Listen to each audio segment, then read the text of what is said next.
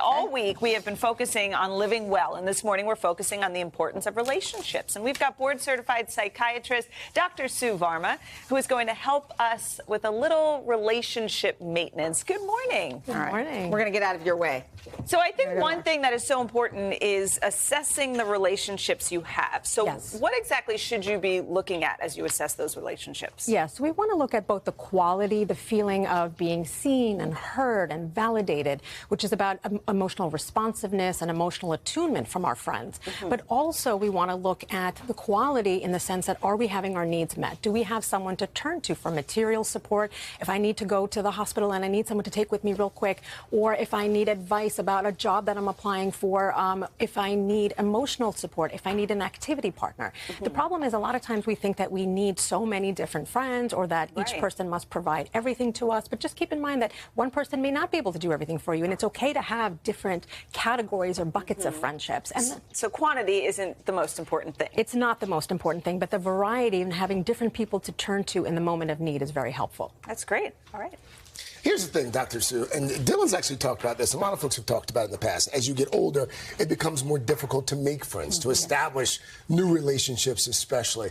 How do we go about doing that? How do you make more friends, especially as an adult? Yes. Look, it can be hard, but it doesn't mean that it's impossible. And I think intentionality and being deliberate everywhere you go. So ask yourself, if I really want to expand my friendship circle, what am I doing to make myself seem approachable? If I've got the headphones on and the sunglasses and the scarf, and it basically says, do not disturb, right? So first of all, it's making yourself available to conversations, eye contact, smiling. If you're going to a yoga class, what would it take to get 10 minutes earlier, or your kids drop off or pick up? See who's around you. You know, when I go to an activity class, I might turn to the person and say, hey, I'm new here. What is this class like? Have you been coming often? Do you like this instructor? Who are the best places? Where are the best places to go for coffee afterwards? And then invite them. You know, my dad is in his 80s, and he has a thriving friendship practice because he's very intentional about his friendships, both maintaining the old ones and creating new ones. Oh, that's great. And you sort of alluded to it there, and we're talking about investing in relationships. Yes. How do you go about doing that?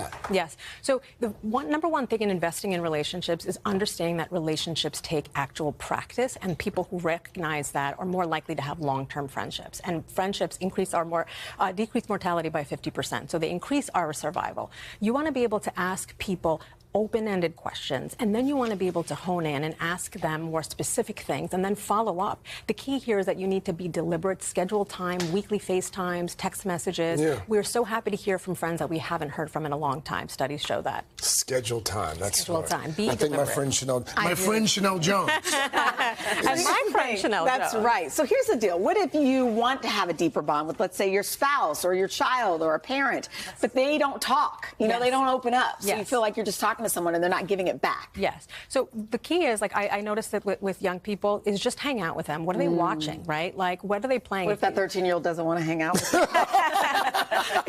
you offer them, I don't know, burgers, ice cream, video games, Roblox, exactly. And then you hang out, and then you see what's on their mind. And when they give you a lead, you take it. And so what are you saying? Like, what do you, because how's school today doesn't work anymore. So what are we asking? So tell me about the friend. Remember, tell me about the test that you were worried about. How did it go? How did that class go? How did that friendship go? So it's not a yes or no. No. You have to ask open-ended to begin with, and then if you're not getting anything, move into closed-ended questions, and then follow up with empathic statements like, oh, tell me more about that. I'm so sorry to hear that was so rough for you.